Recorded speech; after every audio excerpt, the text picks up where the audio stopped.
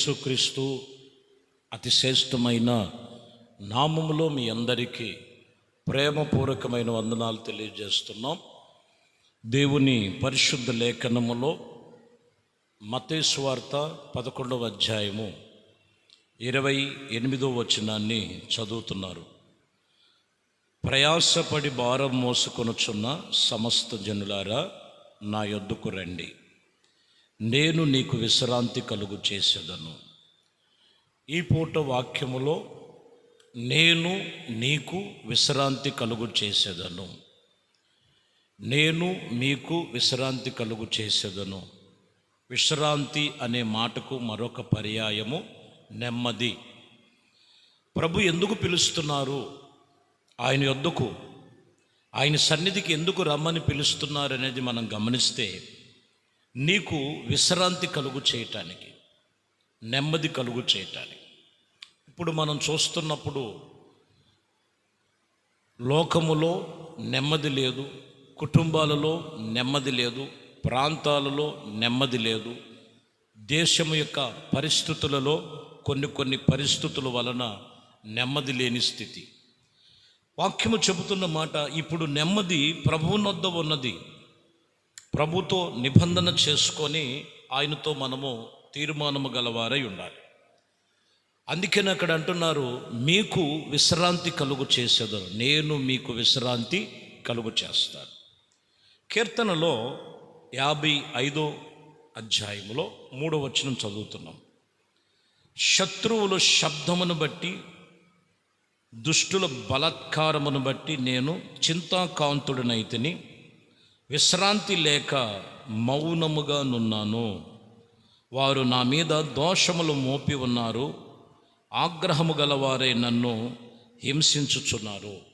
ఇక్కడ గమనిస్తే, ఇదిగో శత్రువులు శబ్దమును బట్టి, వారి యొక్క దుష్కార్యములు, వారి బలముల చేత చింతాకాంతుడైపోయి మరి విశ్రాంతి లేక ఉన్నానని చెప్తున్నారు.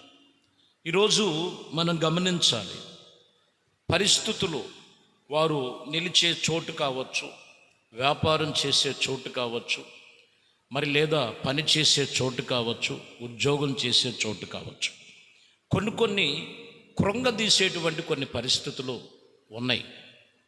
ప్రభు సన్నిధిలో ఇటువంటి వాటి నుంచి తప్పించాలంటే, ప్రభు సన్నిధిలో ఏం కలిగి ఉండాలంటే, ఆయన సన్నిధిలో నీకు విశ్రాంతి కలుగునని చెప్తుంది. యెషయా గ్రంథములో 63వ వచనములో 63వ అధ్యాయము 14వ వచనం చదువుతున్నాం. పల్లమునకు దిగు పశువు విశ్రాంతి నొందినట్లుగా యెహోవా ఆత్మ వారికి విశ్రాంతి కలుగు చేసెను, నీకు ఘనత అనే పేరు కలుగు చేసి నీవు జనుల ఎదుట నడిపించబడతావని ఇక్కడ చెబుతున్న మాటల్లో, ఇదిగో పల్లమునకు దిగు పశువు విశ్రాంతి నొందినట్లుగా యెహోవా ఆత్మ వారికి విశ్రాంతి కలుగు చేయును. ఏ ఆత్మ వలన అంటే, దేవుని ఆత్మ వలన విశ్రాంతి కలుగుతుంది. లోకములో గలిబిలి చేసే ఆత్మలు ఉన్నాయి, భ్రమపరిచే ఆత్మలు ఉన్నాయి, మరి చీకటి దురాత్మలు ఉన్నాయి, మనిషిని నెమ్మదిగా ఉండనివ్వదు. కానీ ఇక్కడ మనం చూస్తే, ఇక్కడ నీకు నెమ్మది, ఒక ప్రశాంతత ఎక్కడ ఉన్నదంటే దేవుని ఆత్మలో ఉన్నది. కాబట్టి దేవుని ఆత్మ యొద్దకు రమ్మని చెప్తున్నాడు ప్రభు. నీ ప్రయాస ఎటువంటిదైనా, నీ భారం ఎటువంటిదైనా, నీకున్న చింత ఎటువంటిదైనా, నువ్వు ఎటువంటి విషయంలో చింతాకాంతుడు అయి ఉన్నా, ప్రభు సన్నిధికి వచ్చినట్లయితే నేను నీకు విశ్రాంతి కలుగు చేస్తానని చెప్తున్నాడు. అందుకనే ఈ విశ్రాంతి ఎక్కడ కలుగుతుంది వారికి అనేది మనం చూస్తే, నెమ్మది దేవుని ఆత్మ చేత వారికి విశ్రాంతి కలుగును. నిర్గమకాండంలో 33వ అధ్యాయం 14వ వచనములు చదువుతున్నాం. అందుకు ఆయన, నా సన్నిధి నీకు తోడుగా వచ్చును, నేను నీకు విశ్రాంతి కలుగు చేసేదను. ఎవరికి దేవుడు సన్నిధి తోడుగా ఉంటుందో, ఇజ్రాయేలు ప్రజల పక్షముగా మనం చూస్తే, ఇజ్రాయేలీలకు అంతకుముందు ఐగుప్తిలో ఉన్నప్పుడు వాళ్ళకి విశ్రాంతి లేదు, నెమ్మది లేదు, సమాధానం లేదు, శ్రమయే వారికి సంభవించి ఉన్నది. ఎప్పుడైతే దేవుని ఆత్మ చేత పగలు మేఘస్తంభములో, రాత్రి అగ్నిస్తంభములో ఇజ్రాయేలులకు దేవుడు తోడై ఉన్నారో, వారికి ఒక నెమ్మది లేదా విశ్రాంతి కలిగినట్లుగా రాయబడి ఉన్నది. కాబట్టి ప్రియమైన దేవుని బిడ్డలారా, లోకమనే ఐగుప్తిలో నుండి కానాను యాత్రలో నడుస్తున్న ప్రతి విషయంలో పరిపూర్ణమైన పరిశుద్ధమైన జీవితము జీవించే విషయంలో దేవుడు మనకు తోడై ఉంటే, ఎవరికి తోడై ఉన్నారు అనేది మనం చూస్తే, ఆయన వారికి తోడుగా ఉన్నట్లయితే నేను నీకు విశ్రాంతి కలుగు చేస్తాను. వాక్యం చెబుతున్న మాట కూడా అదే కదా. ఇమ్మానుయేలుగా నేను మీకు తోడుగా ఉండటానికి వచ్చానని చెప్తున్నాడు ప్రభు. ప్రభుకు చోటివ్వండి, ప్రభుకి స్థానం ఇచ్చినట్లయితే ఇదిగో నీకు విశ్రాంతి కలుగుతుంది. ఆయన నీకు తోడై ఉంటే నీకు నెమ్మది విశ్రాంతి కలుగుతున్నట్లుగా ఇక్కడ చూస్తున్నాం. కాబట్టి ఒకటి, దేవుని ఆత్మ వలన విశ్రాంతి. రెండు, దేవుడు మనకు తోడై ఉన్నప్పుడు నీకు విశ్రాంతి నెమ్మది కలుగుతుంది. సంఖ్యాకాండములో 14:42 చూస్తే, అందుకు కొనసాగద్దు, యెహోవా మీ మధ్య లేడు గనుక మీ శత్రువుల ఎదుట హతము చెయ్యబడుదురు, మీరు సాగిపోకుడి. చూసారా, దేవుడు ఆత్మ లేదు, దేవుడు సన్నిధి లేదు. అందుకని ఇక్కడ హెచ్చరిక చేస్తున్నారు, నువ్వు కొనసాగించొద్దు, నువ్వు కొనసాగద్దు, జాగ్రత్తగా నువ్వు అక్కడే ఆగు. యెహోవా మీ మధ్య లేడు, మీ శత్రువులు హతము చేయుటకు మీ మీద ఇదిగో విరుచుకుపడుతున్నారు, మీరు సాగిపోకుండా మీరు అక్కడే నిలిచి ఉండమని చెప్తున్నారు. ఈరోజు ప్రభు చెప్పినటువంటి రీతిగా, ప్రభు చెప్పినట్లుగా వారి ఆత్మీయ జీవితం, ఆత్మీయ స్థితి ఉందా? తొందరపడి నిర్ణయాలు, తొందరపడిన ఆలోచనలు, తొందరపడినటువంటి పరిస్థితులు వారిని ఎక్కడికి తీసుకెళ్తున్నాయి అంటే నెమ్మది లేకుండా చేస్తున్నాయి. వాళ్ళుగానే ముందుగానే ఆలోచన చేసి వాళ్ళ సొంత నిర్ణయాలు ఆలోచించుకొని ప్రభు సన్నిధిలో ప్రార్థన చేసుకొని, ప్రార్థన పూర్వకంగా ప్రభుతో మనం చెప్పినట్లుగా మనం నడుచుకోవాలి. అక్కడ నాకు ఒక విశ్రాంతి, ప్రశాంతత, నెమ్మది కలుగుద్ది. అక్కడ ఖచ్చితంగా చెప్తున్న మాట, మీరు కొనసాగద్దు, యెహోవా మీ మధ్య లేడు, మీ శత్రువులు మిమ్మల్ని హతము చేయటానికి పొంచి ఉన్నాడు. నెమ్మది, సమాధానం దేవుడిలో ఉన్నది.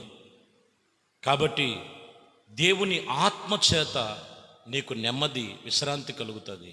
దేవుడు మనకు తోడై ఉంటేనే నీకు నెమ్మది, విశ్రాంతి కలుగుతుంది.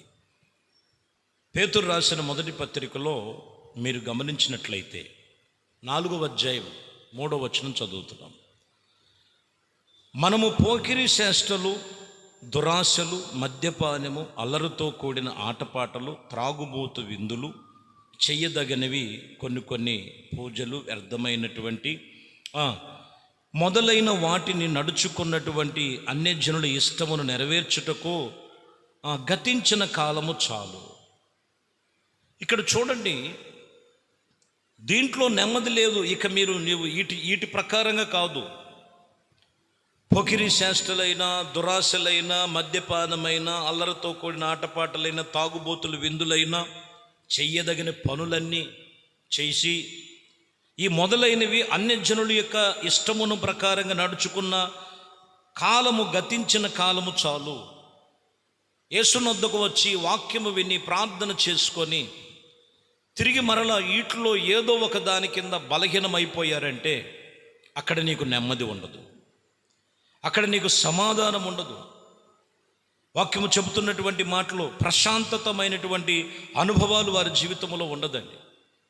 చిక్కుకుంటారు కొన్నిసార్లు, బలహీనతలో చిక్కుకొని, లోకములో చిక్కుకొని, నానా విధమైనటువంటి పరిస్థితుల్లో చిక్కుకునేటువంటి లోకం పరిస్థితులు ఇలాగ ఉన్నాయి. కాబట్టి ప్రియమైన దేవుని బిడ్డలారా, ప్రభు చెప్తున్నటువంటి మాటలు మీరు గ్రహించి జీవము కలిగిన దేవుని సన్నిధిలో ఈరోజు ప్రభుతో నిబంధన కలిగి ప్రభు సన్నిధిలో ఇదిగో ఆయన మనకు తోడై ఉండాలంటే ముందు విడిచిపెట్టవలసినది ఆ బలహీనతలు, పోకిరి చేష్టల, దురాశల, మద్యపానమ, అల్లరితో కూడిన ఆటపాటల, త్రాగుబోతు విందుల, చేయదగినవి ఇంకా ఏమైనా మొదలైనవి అన్యజనులు చేసినటువంటి ఇష్టమునకు నెరవేర్చిన కాలము చాలు. ఎందుకంటే అక్కడ నీకు నెమ్మది లేదు. నెమ్మది కలిగించేటువంటి క్రీస్తు యొక్క రక్తము చేత కడగబడి నీకు, అందుకే చెప్తున్న మాట, ప్రయాసపడి భారం మోసుకొనుచున్న సమస్త జనులారా నా యొద్దకు రండి, నేను మీకు విశ్రాంతి కలుగు చేస్తాను. కాబట్టి ప్రభు నందు నీకు విశ్రాంతి ఉన్నది. నువ్వు చేయవలసినవి చేయాలి, చేయకూడనివి ఎట్టి పరిస్థితుల్లో చేయొద్దు. దేవుడు అన్ని విషయములో కూడా నీకును నీ కుటుంబానికి సమస్తమును కూడా ఆయన కృప రెక్కల చాటున నిన్ను భద్రపరిచి ఆయన కార్యములు సఫలపరిచి ఆయన నిన్ను దీవించి ఆశీర్వదించి సమృద్ధి కలిగినటువంటి కృప చేత నడిపించబడుదురుగాక. కాబట్టి ఈ వాక్యమును బట్టి దేవుడు మాటలు మనకి చెప్తున్న మాట, నేను నీకు విశ్రాంతి కలుగు చేస్తాను. ఎప్పుడు అనంటే ఆయన ఆత్మ ఉండాలి. 2, ఆయన మనకు తోడై ఉండాలి. 3, నువ్వు చేసేది ఏంటి, ఏం చేస్తున్నావు నువ్వు పరీక్షించుకొని వాక్య ప్రకారంగా నువ్వు చేయటంలో అది నీకెంతో నెమ్మది సమాధానం ఉన్నది. అట్టి కృప మీకును మీ కుటుంబాలకు దేవుడు ఆయన కృపలో జరిగించి నడిపించి పరిపూర్ణతలోనికి నడిపించబడుదురుగాక. ఆమేన్. ప్రార్థన చేద్దాం. మహాపరిశుద్ధుడా, ప్రేమ స్వరూపి, దయగలిగిన మా ప్రభువా, నీ ఘనమైన శ్రేష్టమైన నామానికి స్తోత్రాలు చెల్లిస్తున్నాం. మీ కృప దయా సంకల్పమును బట్టి ఈ ఉదయకాలము మాకు మా అందరికీ నెమ్మదినిచ్చేవాడు, విశ్రాంతి కలుగు చేసేవాడు ప్రభు, మీ ఆత్మచేత నడిపించండి. మీ సన్నిధి తోడుగా ఉంచి ఇంకా చేయదగినవి ఏమైనా ఉన్నాయేమో లోకములో ఉన్న వాటిని విడిచి చేయవలసినటువంటి నైనా చేయటానికి మార్గములో చక్కగా నడిపించమని, ప్రతి ఒక్కరికి ఎక్కడ విశ్రాంతి లేదో, ఎక్కడ నెమ్మది లేదో, ఎక్కడ వారి జీవితాల్లో సమాధానం లేదో వారిని వారి కుటుంబాలు మీ చేతులకు అప్పగిస్తూ నజరేయుడైన యేసుక్రీస్తు నామములో ప్రార్థించి వేడుకొనుచున్నాము తండ్రి. ఆమేన్. ప్రభు మిమ్మల్ని దీవించి ఆశీర్వదించునుగాక. ఆమేన్.